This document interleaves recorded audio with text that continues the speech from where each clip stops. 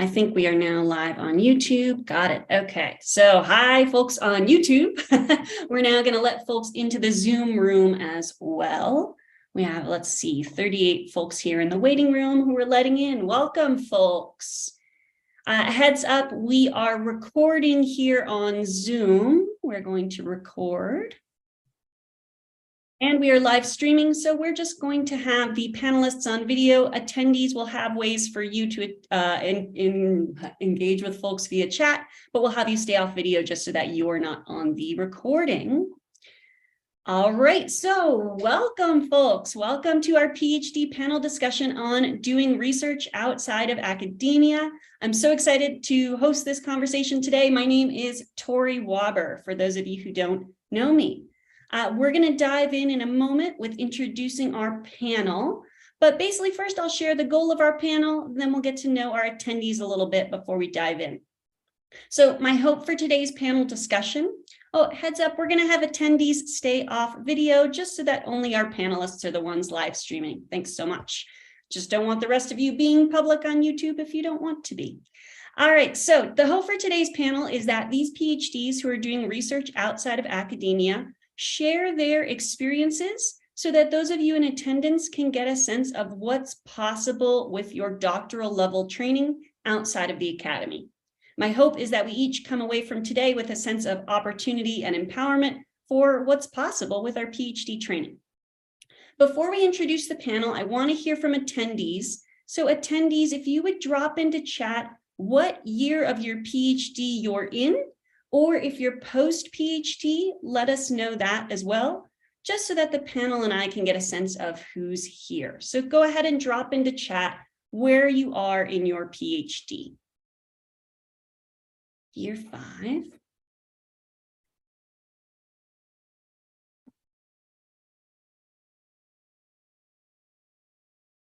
Okay, so panel, you can see we've got folks who are in year 3, year 5.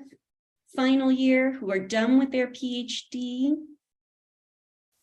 So there may be a variety of folks in attendance from third year of PhD, maybe midway through or nearing the end if they're in the UK, or all the way through to post-PhD. Awesome. All right, so attendees, I'm going to start off by asking the panel some questions I prepared, but I would like you to drop questions in the chat throughout. I will do my best to source those and read those to panelists, though heads up, because of the number of attendees we have, I may not be able to get to everyone's question. Folks on YouTube, if you're live streaming, I'm sorry, I can't handle 2 platforms worth of live questions, so I'm just going to take the questions from the Zoom for now. Maybe in a future panel, I can figure that out. Another heads up, we'll post ways to connect at the end of the panel in case you want to follow up. And the final one to state is that our panelists are speaking on behalf of themselves, not their organizations. The views they share are theirs. All right, let's introduce our panel. So I'll introduce myself first. My name is Tori Waber. I'm a career and leadership coach. I got my PhD in human evolutionary biology from Harvard back in 2012. I then worked in the tech industry for 7 years at what was then known as Facebook and then Google before starting my own business in 2020. I've now helped more than 70 PhDs move from academics into industry roles, and I'm energized by empowering PhDs to see the opportunities out there for them. All right, let's introduce our panelists.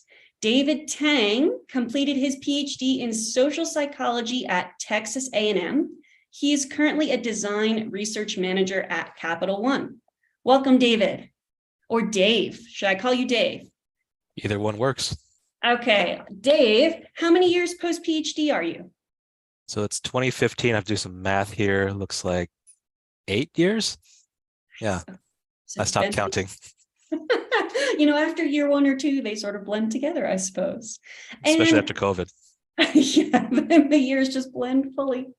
Dave, how many folks are on your working team, roughly? So my team is actually comprised of both researchers and strategists, and there's about 20 or so of those, plus a couple of other folks who are more admin, ops, that kind of thing. Nice. All right. Lots of different roles and team members there, and we'll be sure to chat about that later today. But first, just to get to know you, preference for sunny day or cloudy day? I was thinking through this question earlier, and it actually changed throughout my life. I used to prefer only cloudy days because I was very heat sensitive. But now that I have a kid now and we love walking outside, so I now prefer sunny days. There we go. The evolution of, cloudiness preference. Awesome. Well, welcome, Dave. Excited to have you as part of the panel. It's great to be here. Esther Walker completed her PhD in cognitive science at the University of California, San Diego. She's currently a research program manager at Outride. Welcome, Esther. Thanks for having me. So questions so attendees can get to know you a bit. How many years post-PhD are you? I am approximately 6.5 years post-PhD. Nice, awesome. All right, 6.5, you're still tracking there. And Esther, roughly how many emails are in your inbox right now? Ooh, unread or read? I don't know either. I would say, I was actually looking this up, and with the new Outlook, it's very difficult to find total number of emails. You can see unread, but it was a whole thread online, but I would guess probably over 20,000, let's say, are in there. Not unread, but read, yeah. That's awesome. We sometimes get folks who are inbox zero. I think that's the opposite of inbox zero. That's awesome. I'm not 20,000 unread. I have read. Oh, okay. Yeah. Just 20,000 total. Nice. All right. And then out of curiosity, Mac or PC? I'm a Mac person. Nice. So it's like, I don't want to polarize too much, but that's when where polarizing just happens naturally. So, well, it's great to have you here, Esther. Excited to have you on the panel. Thank you. So Joe Stubenrausch completed his PhD in history at Indiana University, Bloomington. He's currently a UX researcher at Amazon Web Services. Welcome, Joe. Thanks very much. Excited to be here. How many years post-PhD are you, Joe? Coming up on 12. All right, so we've got a good spread here in our panelists' years post-PhD. And I'm curious, how many meetings do you have scheduled today or this week? So today I woke up with 4, but several of them had to be bumped or rescheduled. So today has been surprisingly productive up to now. So that's been great. I hear productivity and meetings inversely correlated. We're going to dig in there. Yes. And Joe, are you a cat person or a dog person? I like both, but I am ultimately a cat person. Nice, but open to both. Interesting. Again, that's another like polarizing and yet not so polarizing. Well, welcome, Joe. Excited to have you here. Thanks. And then we have Megan Radin, who completed her PhD in cognitive science at Mississippi State University. She's currently a quantitative UX researcher at Vygat. Welcome, Megan. Yeah, thanks for having me. How many years post-PhD are you, Megan? I am a very recent grad. I graduated in May of last year, so getting close to a year. Nice. All right, good. So we have a good spread on the panel from just having wrapped up and moved out to industry to 12 years. That's awesome. Megan, you're in Quant UX. How many statistical tests have you used so far this year? So it's actually a pretty interesting question because sometimes a lot of the analyses we're doing aren't necessarily statistical by nature. By like my definition, we are looking at a lot of frequency. So like, where is traffic going? Less so like significance levels, but a lot is the answer. Nice. I like that. I'm talking about the importance of counts. It's really amazing how much just counts and descriptives can go a long way in industry. And then Megan, critical question here, emojis in professional emails, yay or nay? I'm going to give a cop-out answer and say it depends on the email, but I don't have a hard no for emojis. Nice. All right, there we go. Use as desired. Awesome. All right, so that welcome, Megan. Excited to get to know our panel a little bit. We're going to dive right in with the questions now, and we're going to start with our panelists' journey out of academia. I imagine that many of you in attendance are still in academics and considering your path out, so we'll start there. So Joe, maybe you can tell us a little bit about your journey out of academics, how you sort of made that decision to leave 12 years ago. Sure. Well, I didn't make the decision to leave 12 years ago. I earned my PhD 12 years ago, and I followed on rails the typical academic path. I had gone straight from undergrad into graduate school, spent a very long time in graduate school, but then continued along the path. I won the job lottery and got a job at Baylor University on the tenure track, and head down, did tenure, got tenured, became graduate program director of my department. And it was at that point, at midlife, that I had sort of a midlife crisis, though that sounds a little more dramatic. But I do recommend to anyone tuning in today who's at this stage of their career, a midlife crisis, I highly recommend. It was a mix of burnout, a little bit of boredom, a little bit of looking for growth elsewhere. And I think my time in academia had made me realize that the way I worked and the way I got energy out of my day-to-day didn't actually fit with what I needed to do in academia. And I spent a lot of time in academia feeling bad and beating myself up. Oh, why am I not more passionate? Why do I not want to spend like more hours alone in the archive? And sort of that looking ahead at what was ahead to go from associate to full professor, I kind of felt dread rather than excitement. And then there were some other, I think, very typical and valid reasons. I wanted to make more money. I also wanted geographic freedom. The institution I was at was wonderful to me, and where I lived, we had a lot of friends. There was nice things about it. But, and I'd always thought of myself as cosmopolitan. I can live anywhere, I can thrive anywhere, right? I'm an academic, I'm open-minded. But I actually came to realize I missed trees and hills and the water and being near family. We were very, very far from family. And so I was looking to sort of reinvent my life. So what drew me to where I am now, I sort of was imagining I would love to work for a tech company on the West Coast. So that became my goal. And I don't have any regrets. I've loved it. I've been out now for a little over 2 years. And it's been a wonderful, wonderful experience. Anything that resonates there with other panelists? Maybe just a quick show of hands. Anyone have any regrets in leaving?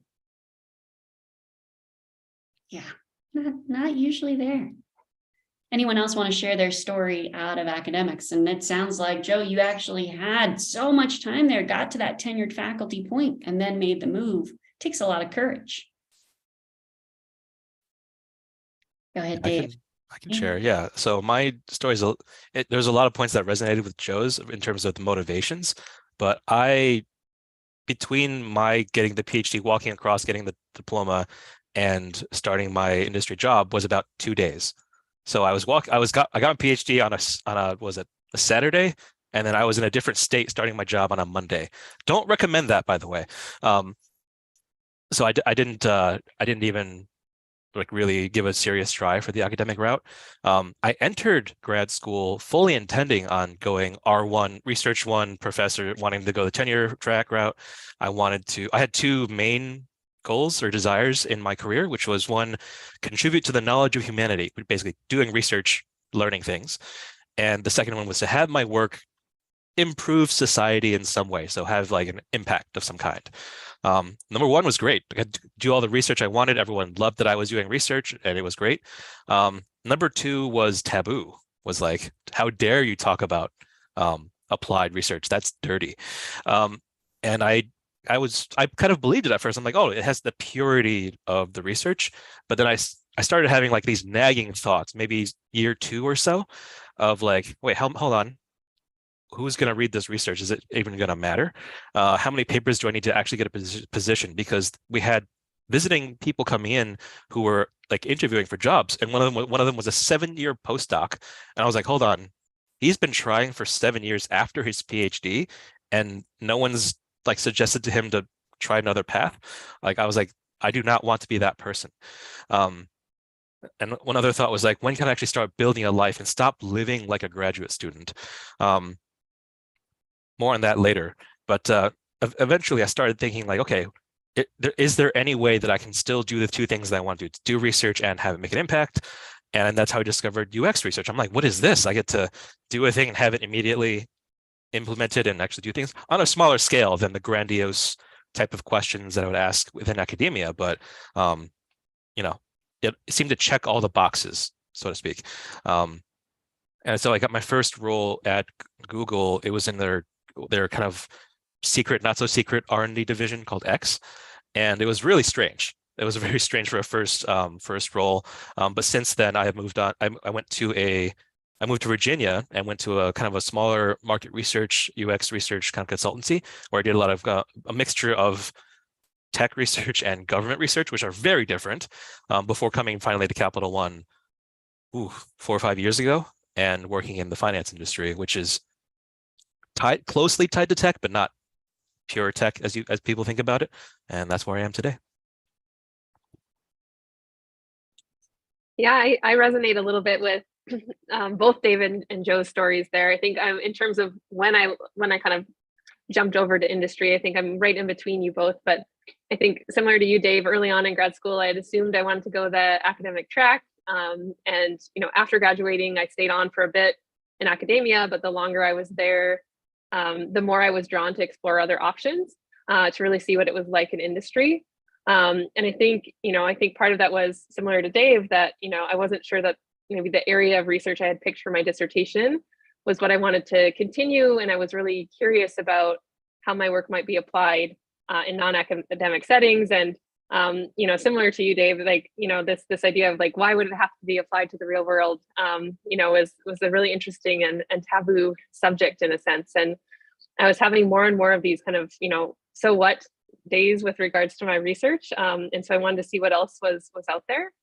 And I first kind of, dabbled in industry by taking just a 6-month contract position at a health technology company, working in customer experience analytics. And so there was really my first chance to put into action a lot of the skills I had learned, working on my dissertation. So, a lot with R, text analysis, survey building. And it was really fascinating for me to see how some of those skills I had learned could be, directly put to use solving these business problems. And then from there, I moved on to more of a research and data science role at another company before landing where I am now, where I've really had this lucky possibility of combining, 3 of my big passions with research, education, and actually cycling. And so it was a really unique way to allow me to combine those experiences and, take what I learned working in data science and industry, in research from academia, and put them to use at a nonprofit organization whose mission I was really passionate about. So that's where I am today. Yeah. I like so much. I'm feeling really validated, even though this maybe isn't for me, but I've had a very similar experience, although very recently. I think for me, I also was planning to stay in academia, do research, R1, till about my 4th year when I wrote my specialty exam. And I realized I don't like writing academic papers, like at all. I just noticed a lot of like avoidance behaviors. And I'm like, man, I'm a pretty disciplined person. Like, why am I avoiding these tasks? And I just didn't like it is the answer. And I didn't like it a lot. And, writing such a big component of academia, and the thought that, the things that I loved about research and the things I loved even in grad school, that those would go away and my role as a PI would shift and be really writing heavy and mentorship heavy. And I wouldn't be getting to play with data all day. I knew that wasn't a good fit for my day-to-day experience. And in industry, I had the opportunity to say, hey, I can take the things that I like about research, that I like about academia, and those day-to-day tasks that I want to do, and then I can just do those full time. I don't have to split my time between service and teaching and research. Like research can be, 90% of my job, not 33%. So for me, it was a big reflection on what I want my day-to-day life to be, along with all the other things that everybody has mentioned, not wanting to do a postdoc for how many years, and flexibility in your job. And if you have a partner, the 2-body problem, there was just a lot of flexibility offered. Well, I'm curious, Megan, I want to follow up, and I'll bet other folks have thoughts on this. You mentioned research now being 90% of your job, which is pretty spectacular, right? To get to devote that much time to it. What does that look like? Again, not talking about details if you can't share confidential details of projects, but sort of what are those activities that go into the 90% research time? Yeah. So I work at a consulting agency. So I get lots of variety in what comes in. And something that I might typically be doing is a website redesign. So people will come to us with a website, and my job is to use whatever quantitative data or sometimes qualitative data that is existing or that we can collect to inform how we might want to change the existing website. And that's kind of what I do. It's kind of this playground to figure out, where can we identify problem areas? What kind of insights can we generate from that can then lead to recommendations to the client on how to change their website. So it's a lot of, it's what you would expect, with research, asking questions, and then you can design a study or see if the answer is in existing data. So that's what I do mostly. And there's still mentorship aspects, with interns or apprentices, and you learn from colleagues, and, there's still lots of learning going on. I think people sometimes think that when you leave academia, the learning stops. It doesn't. I am still Googling things constantly. But yeah, that research is the majority of what I get to do. I'm going to do a jargon check there. Insights and recommendations. I think anyone who's worked in a corporate role has a sense of those, but maybe if any of the other panelists feel like they provide insights and recommendations, want to speak to what that looks like? If someone in academics is like, what in the world does that mean? Oh boy, these are very hot buzzwords, and there's a lot of them. That's one thing that you should know about industry, is that they'll use these kind of like corporate terms to describe very normal things. And without being in the know, it'll sound very odd being in a room. Actually, there's a show called Silicon Valley that is so accurate that my boss, when I was working at Google, didn't watch it because he said it felt like work to watch that show. And I think it's pretty accurate. So if you want to get a taste of what they talk, how they talk, it's like that. So to your question, insights, recommendations. Insights is basically, out of all the information that you have, what is an insight to your audience is something that is new, something that is exciting, gives them a deeper understanding of the problem or the topic that they want to know about, and also gives them an idea of what direction they should do next. So that's a lot of things built in one thing. An important thing is there's no really clear definition of insight that everybody agrees on. And the part of that's because insight is very subjective to whoever you're talking to. So even if you if you do great research and you would do a great analysis and you have great conclusions that are based on the data, that conclusion may not be an insight to everybody that you share it with. Some people will be like, duh. Some people will be like, what the hell do you mean by that? So you kind of have to really know your audience to deliver and what they agree is an insight. And the recommendation is a piece of that, which is like, hey, now that we know the thing based on research, what do you, as the expert who brought me that knowledge, suggest that I do with it? That can be a range of things from like a design change to like a tech thing to just, hey, look, we need more research. Just what do I do now? What do I do with what you've given me? So those are my best definitions for insight and recommendation.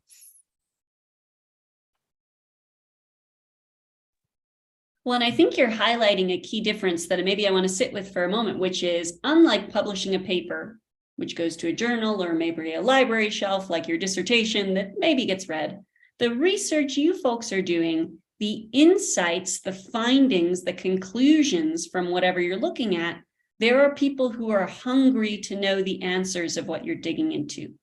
Fair? Is that true with each of you, that you feel like there are, stakeholders, to use a corporate term, but there are basically folks who are going to ask for your insights and ask for your recommendations because they have questions that you can answer?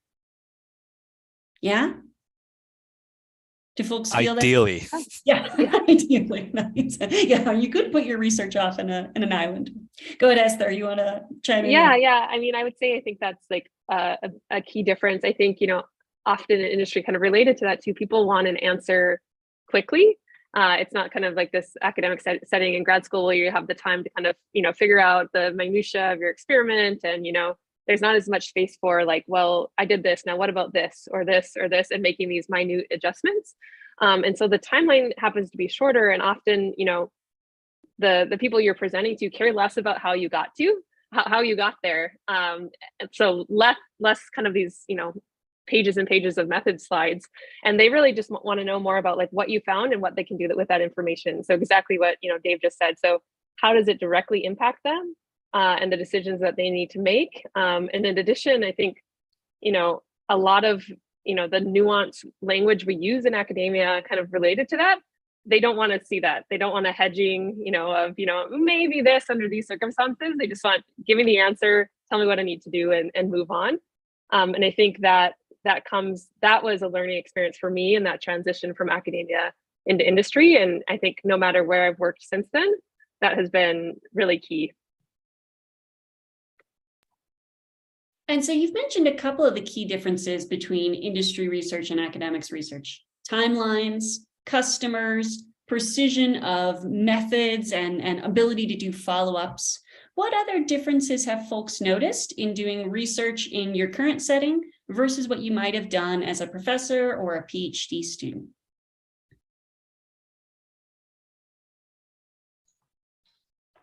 One of the things that stood out to me is it's not quite pace. You'll often hear, oh, the pace is different in industry. And like, that's kind of true, but honestly, having been an academic, we do a lot of work and we're doing a lot of things simultaneously, and we have tight deadlines. So it's less maybe about like, oh, I'm doing a lot of work and having to do a lot of things quickly. But and this is building on comments that have already been made, but what stood out to me is that the pace as relates to decision-making and just going with a decision once it's made.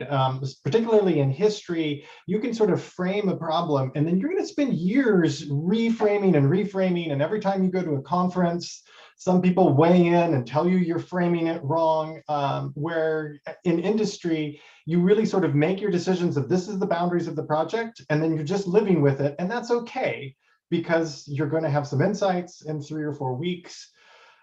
And then you can do it again if you need to. So it's almost like there's slightly lower stakes for some of those decisions about what the research is going to look like. Now there are big long-term projects, but for the day-to-day projects, it's often a little bit lower stakes, and just like jumping in and getting some insights is better than setting up and getting the sort of perfect insight. I want to heavily agree with Joe there. And there's something I want to speak to, which is the philosophy of research in academic and applied settings, where what you're trying to do in academia, you want to get to the truth. You want to get understanding of everything around the topic that you're studying. And with industry, it's very much around research as a supporting function towards making a decision. And within industry, within business, again, it's not, I agree with Joe, it's not necessarily the pace, it's that, I guess because of a pace that they want to go at, they have to make a decision at some point, and they don't have the patience to take all the time in the world to make the decision, because you lose competitive advantage. So without research being there, they will still make that decision.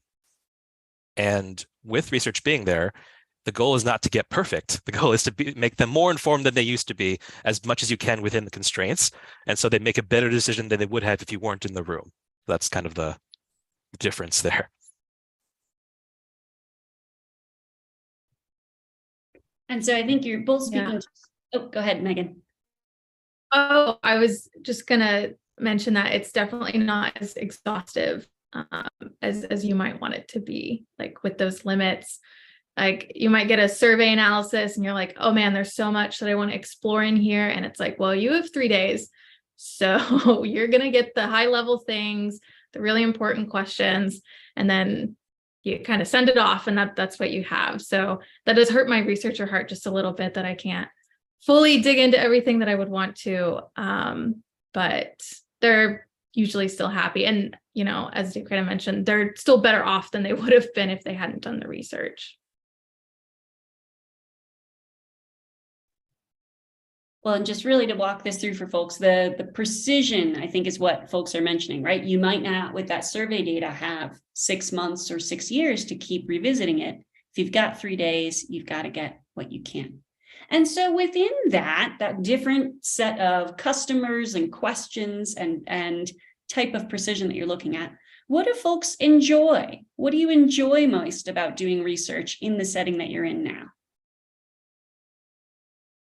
Yes, I can jump in. And I think, you know, maybe this is related to, you know, my path from academia into industry. But for me in particular, I really enjoy seeing the research I do being put into practice. So, you know, taking what we've learned, iterating on our programs that actually are going into, you know, schools and actually, you know, having a real world effect, and then improving them for the next iteration. And I think there's also this level of, you know, again, not necessarily just writing academic papers, but making, you know, more public facing reports and information, where you get this kind of excitement in sharing your, you know, reports with teachers or, you know, school districts or other things, where they're really get to see the impact of the programs that they're putting into place. And so I think it gets really, you know, exciting to actually see the work you're doing, you know, on the computer all day actually, you know, coming to fruition in the real world. So that's been really exciting for me.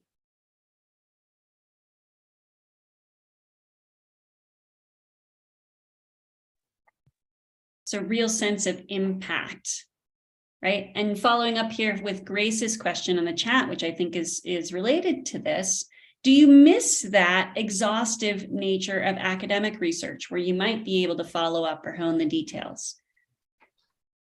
I chimed in the chat, but I don't. Maybe I just spent long enough in academia that I kind of got the exhaustive research out of my system. I find it's kind of refreshing to just feel confident or happy about, to build on what Dave was saying, this is good enough. It's not perfect, but this is good enough to make a better decision than we were going to make. And people are happy about that. And it actually ends up being weirdly empowering, even though I often am doubting the sort of broader, like, am I really giving, you know, these product managers the best possible insights? But it's actually ultimately empowering, where you simply say, yes, this is good enough. This is direction that we should be heading in. So for me, I found it to be really refreshing and fun. I sort of agree in that I still sometimes have situations where I want to nerd out. I still have this thing that I'm really interested in that isn't necessarily useful or obviously useful, but of course that requirement that I need to only focus on the things that are useful, you know, has me focus on those. And you know, because I still had those tendencies to want to nerd out, sometimes I do want to go a little deeper, but then I also get what you're saying, Joe, about the refreshing nature of just focus, being limited and being okay with that. And because it lets you focus on the things that end up being the most impactful, you get to see that being changing, impact, having the impact that you're seeking. And if I was allowed, or if I allowed myself to nerd out, maybe people wouldn't even pay attention. Like it would just be for my own interest, and it's probably not worth it in the end. I think for me, it has kind of forced me to have a healthier work-life balance. I loved my research topic in grad school. I still do. And that's part of the problem is, you know, you get through and do all of that work because you're passionate about the topic. Whereas I really enjoy what I do on a day-to-day basis, but there's less of like this intrinsic like need to just dig really deep into this. So at the end of the day, I can set it aside and go live my life. And if I want to do exhaustive digging into nerdy things, well, I have time to do that in my hobbies. So I feel like it's kind of pushed my nerdiness to be in my hobbies and my spare time. And the work is the work. It's easier to kind of contain and not let it kind of take over my life, which definitely happened in grad school. I love that answer, by the way. I know. I was going to turn it into a quick show of hands for panelists before we jump into Salil's question from the chat here. How many of you feel like you have a healthier work-life balance or a healthier relationship with work now? Yeah, I know I do. Yeah, right. So there's this opportunity to recraft, redesign that comes with industry research that might not be as easy in academics. Am I off base there? Is it easy to craft work-life balance and a healthy relationship with work in academia? Joe's expression. All right. All right. So opportunities there. So I'm curious, I'll bring Salil's question in here for panelists. How much of the typical work week do you spend making written deliverables? How do those compare to academic papers?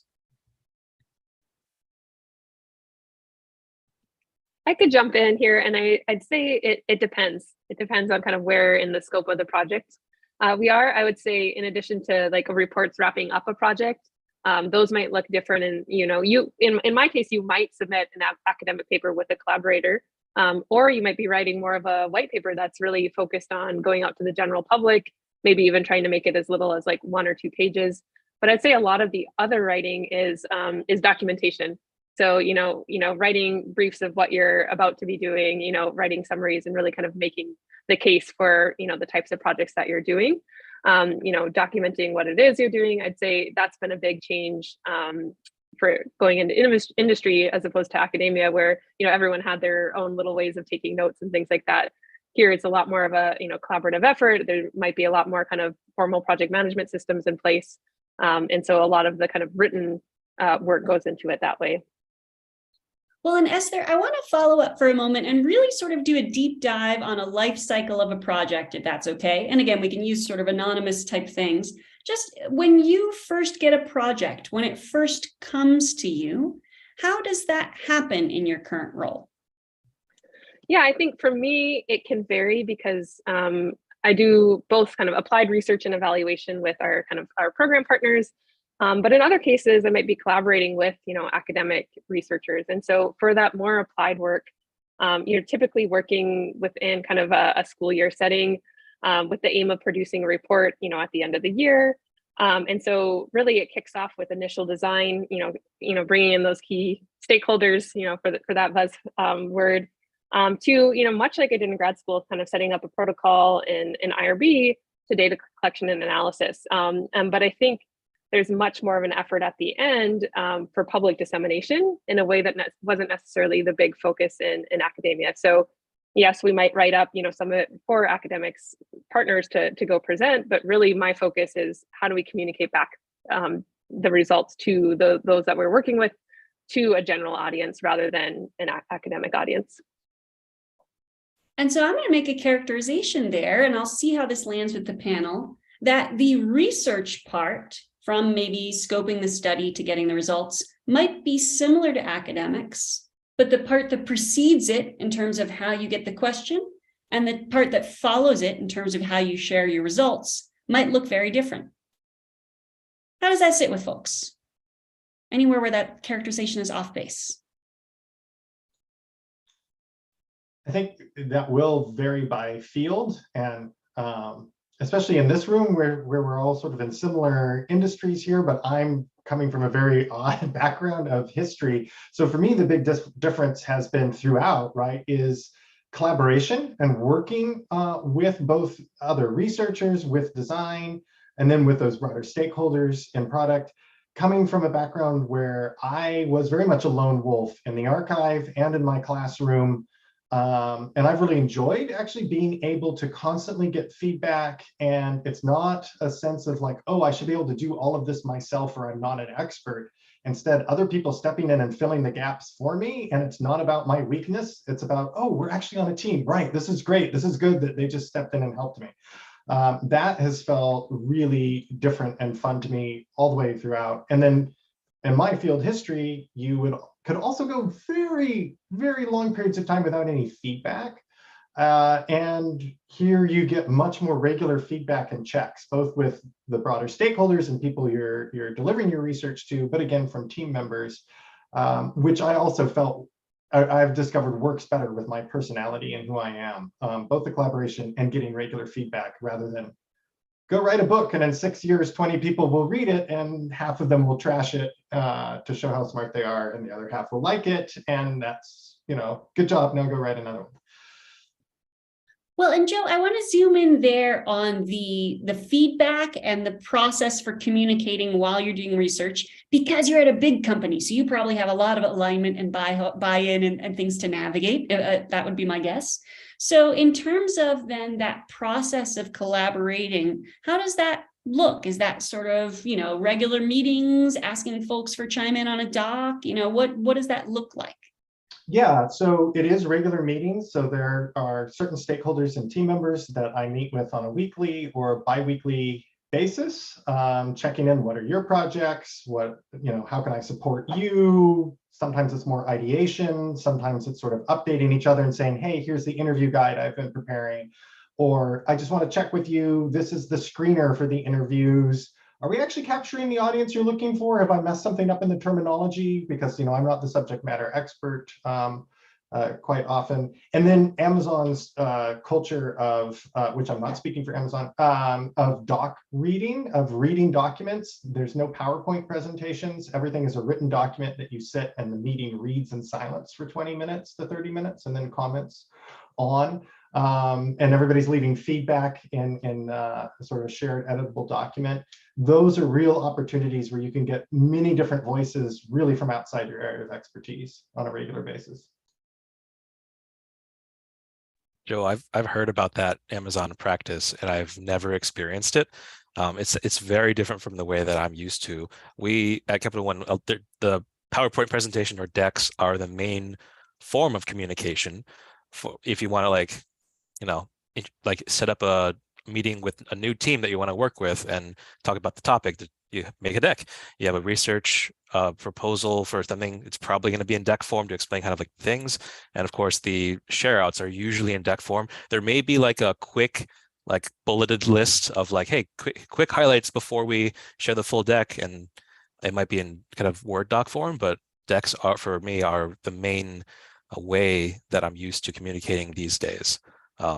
It's not, I don't know which one is better. I think sometimes I would like it if our organization tried something like Amazon, where we'd have a pre-read and kind of thoughtful reflection time instead of everything being like a presentation every time the meeting happens. But grass is greener. Well, and I want to get to the questions in the chat, but I want to follow up on that, Dave, for a moment. When you're making those decks, right, these PowerPoint decks that often convey information to your team members, how do your doctoral skills and training come in handy or hold you back there? I'll start with holding back. I made many PowerPoint presentations in the PhD program, and I thought I was okay at it. I had presentations under my belt. I thought I was okay at it.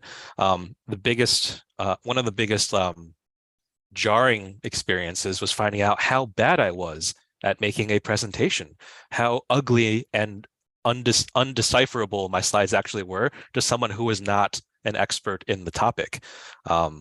So my PhD training did not prepare me in any way to make good presentations at all.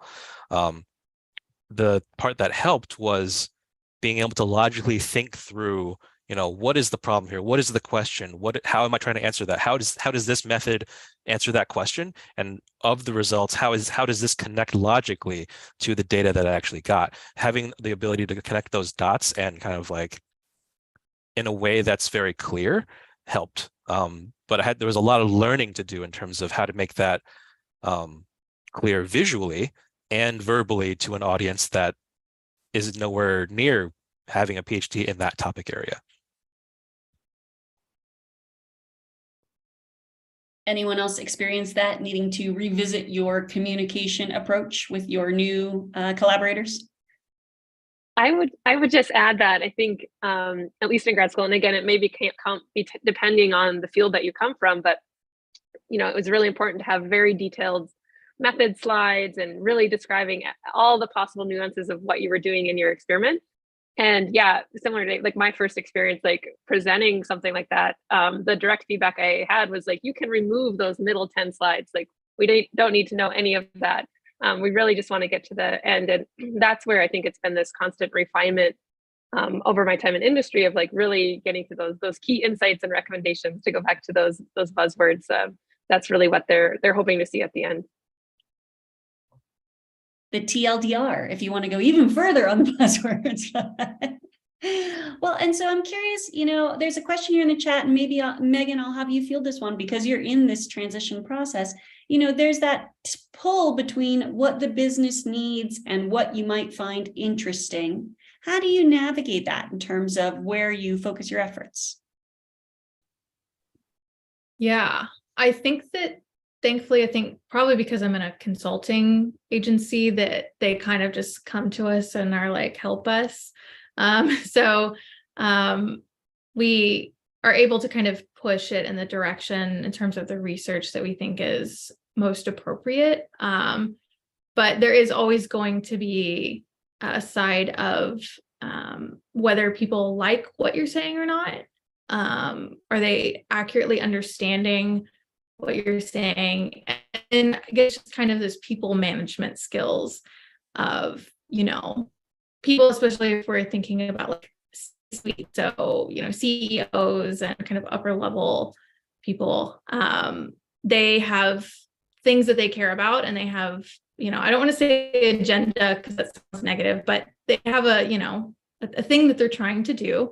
And, they're going to be thinking about how your research fits into that. So those people management skills are something that I'm working on, I guess now is kind of coming into this space that's less of a thing we have to do in academia because we're kind of by ourselves. But overall, I think people once you get the buy-in to do research, I think that's kind of the hump, is convincing them that you should do the research.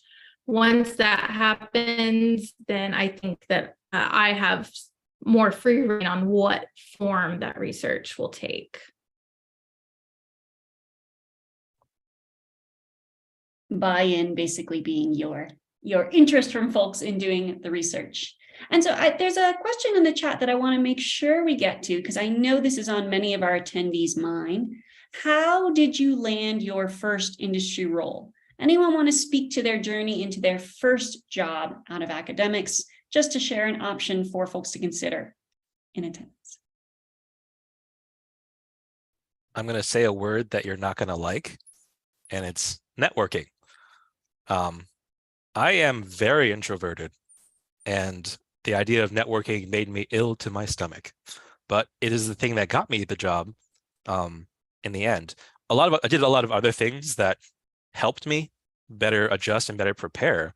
But in terms of actually getting hired, the networking was the thing that enabled that, because the job that I eventually got, I talked to someone that I knew who was working at Facebook, who knew someone who was at Google at the time, who used to work on a team, and that person who was connected to me through a friend who I didn't really actually know at first told me that he knew that team may have been hiring, and connected me with the person who was hiring for a job that wasn't technically even posted publicly yet. So I wouldn't have even known about the position, never mind got in contact with the specific person that was hiring. And I talked to that person, and after like 2 interviews, I got hired, and it was a contracting position, which is why I didn't go through the usual like several month Google hiring process. But without speaking to people within my network and outside my network, I would not have been able to, one, know about the positions and things like that, but also it helped me learn how people talked about the roles and the environment, the job itself. There's just so much that you don't know yet, being in academia and not being familiar with. It's a whole new world. Like, imagine if you went to government, that's a whole new world. It's the same thing. These are each separate like worlds that are separated from each other. And academia is its own little bubble that you're disconnected from the rest of the world. Tech is its own little weird bubble. Government, there's so many bubbles out there, and I feel like academia is probably the furthest from them. Government's probably a little closer to academia in terms of pace, and then the public sector is very different. Nonprofit sector I know nothing about, so I assume they're even more different.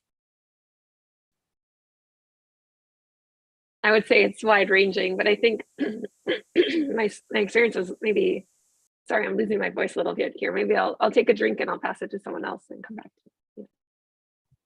Yeah, Esther's getting over a cold. So, well, maybe just show of hands panel of the jobs you've gotten outside of academia. How many of them have been through a cold resume upload? One. Okay, so we have some. Okay, one. And then, how many of you gotten a job through a warm network connection? Yeah. Right. And so both paths exist, but I think particularly for academics making a big jump, that's sometimes hard to convey via a cold resume upload. So conversations network can go a long way. Anyone on the panel disagree with me there or feel like we're on the same page? I would agree. For me, my first breaking into tech was a cold interview. It was in a different field than UX research, a field called instructional design, but networking was still key to it because through networking, I found mentors who helped me learn what I needed to do to apply, were my materials ready, and helped me, like Dave was saying, learn that language so that when I did get a cold interview, I felt not completely like some outside academic imposter who just wandered into this business space, but rather I'd already been kind of inhabiting the space through networking. And I think that gave me some of the necessary comfort in the interview process. And I would add that I think, at least back in the day, against like Dave, maybe I saw myself, in my time in grad school, very, much more introverted and maybe feeling a little bit ashamed about the thought that I was looking into, non-academic jobs. And so you didn't have a lot of resources available, like something like this would have been incredible. And so I think the first, round when I was thinking about it, I probably like cold blasted a bunch of resumes out into the, the ecosphere there, and nothing really came back. And I think then someone suggested maybe talking to a recruiter or something like that. And so that's where I reached out and found a contract position. And that was actually really great, way to get that experience interviewing, seeing kind of, getting your foot into the door into the types of work that you'd be doing. A lot of the analyses and things, languages, programming languages, things like that were similar that I could bring to that job, just in a very different setting. And so it really was that initial, few months after, deciding that I wanted to make the shift, that was really challenging. But then once I learned, okay, I can't just do this by sitting in the corner. It's really important to build that network and collaboration and reach out to people to learn about that transition, because we're kind of, maybe a little bit of an enigma to a lot of people in industry. What is it actually that, we do in academia, and how will that help them? So I want to add to what you said, Esther, about being an enigma. And I'm going to go a little further than you and say we are seen as a risk, because as a PhD, if you have no job experience to start with, your education says you are mid to high level to be hired at, and your experience says you are entry level. And so you're probably going for the mid-level roles. But then they're going to look at your resume and your application and say, okay, this person is super highly educated, but has no experience working in this environment. So, can they function? Do they need a lot of hand-holding? Do they need a lot of guidance? Do they need more time to be able to do the job that I'm hiring them for? And so it puts you in a risky, it puts them in a position of deciding whether they want to take that risk and hire you or hire someone that has less education, but more experience. And past a certain point, experience trumps education when it comes to hiring for early stage roles. Well, and I'm going to say, Yeah. Go ahead, Megan. Oh, I was just going to add that I think when you're making that transition, it's almost like a marketing issue, where you have to figure out how to market yourself to this new audience. Because we try to take our academic framework and then turn our CV into a resume, which is, it still ends up being an academic resume. And then we send that off into the world, and we're not using the right terminology. We're not framing things correctly. We're not even thinking about our own skills in the right way. So it takes a minute to figure out, oh, wait, when I was doing like pilot or beta testing, I was thinking about iterative design. and I was taking feedback and making changes. And I don't think about pilot testing as part of my actual research, but that was the part that more closely mimicked what I might do in a UX setting. So you have to kind of rework your own experiences, figure out what more closely aligns with what people are expecting in an industry setting, and make that connection for them so you don't feel like a risk. Because we do have the experience, we just have to use the right words to convey those things. And it's like a whole other skill to learn. But I think once you can do that, then, cold calls are always going to be hard, but you are probably going to increase your chances if you're at least using the right language. So, and on the point of de-risking oneself as a PhD candidate and basically helping with that translation, just quick reflections from the panel on skills that PhDs likely already have that they would want to convey for a research role, maybe in the academic speak and the corp speak, if you have both in mind. What could folks convey as their existing experiences? I'll start with project management, as it's called in corporate speak, of basically being able to juggle a lot of different projects going on at the same time, which you'll find yourself doing pretty much whatever job you're at. And as a researcher, you're probably juggling multiple research studies. Maybe you have research assistants that you have to manage, and you have to juggle their different timelines, their different phases. You have to do all things at once and kind of all make sure the timeline's lined up. So that skill set is very useful in the outside world. Yeah, I would definitely add +1 to project management. I think it's the corporate term for what we're all doing, in grad school. And, you may have been using these beautiful Gantt charts to, track each of your research studies and things like that. I mean, along with that, management, like Dave said, with research assistants, you're managing, you're mentoring, leadership, teaching, all of those can be really, really important. And then of course, on the other side, like if you've developed skills in programming, maybe, creating your experiments or things like that. All of that's going to be really important depending on which type of field that you want to get into, really highlighting those technical skills as well.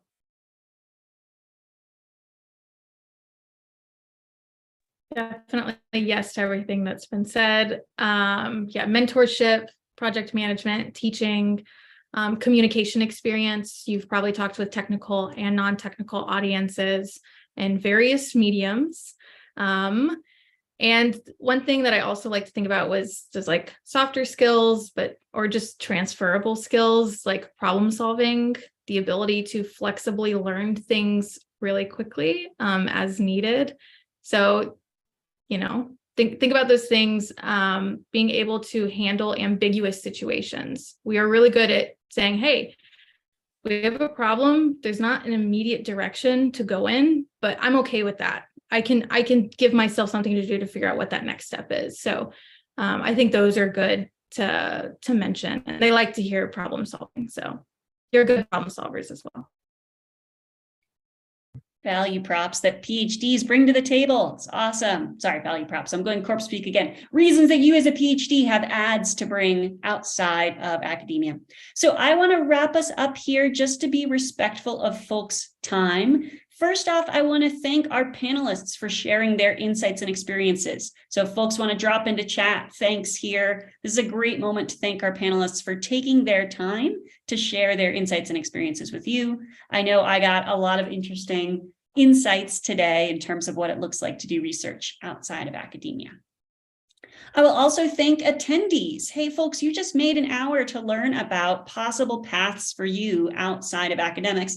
That's really exciting. If you're in one of those places where this is taboo or not okay, or there's a lot of toxicity around you, you just took that courageous step to listen in and think about something available for you outside of academics. So congrats on that. I'm going to go ahead in case folks want to follow up with my framework to help you get out of academics. I'm going to drop just a code here for a 30% discount for the first 15 folks who go ahead and take advantage of this link. Since you're here at this panel, I know you're making the time for your career. And so I'll drop that in YouTube afterwards, but feel free if you feel like you need a structure to navigate what's ahead to leverage that playbook that I wrote in case it's helpful. Panelists, anything else you want to drop in terms of links for folks to follow up or connect? Nope, all good. Yeah. Oh, I'm ahead. gonna go ahead and drop an article I wrote about how to transition. So it's got all of my deep thoughts on how to get into industry. So there's that. I dropped my LinkedIn. Feel free to connect. And I also dropped a blog post I made about my first transition to instructional design, what my exact nuts and bolts process was on how I made the jump. Yeah, I dropped my site, my LinkedIn, as well as my Medium account, where I do have various articles, some of them which are about the transition from PhD to industry, and others more about the UX field. So feel free to connect with me on any of those. And I have my LinkedIn, but it's not letting me copy and paste. So maybe I can put that in the comments after. Awesome. Well, and I'm always grateful that PhDs are so willing to connect with other PhDs. We had such a strong community in academics, hopeful to continue building that in the post-ac world as well. All right, so I know we're a little bit over time, so I just want to take a moment to wrap here. Thanks again to panelists and attendees. I hope that you find the opportunity to craft the career that fulfills you, whatever that looks like, and that you took some insight and inspiration from today. So thanks so much for joining, and have a great rest of your day, folks. Thank you. Thanks.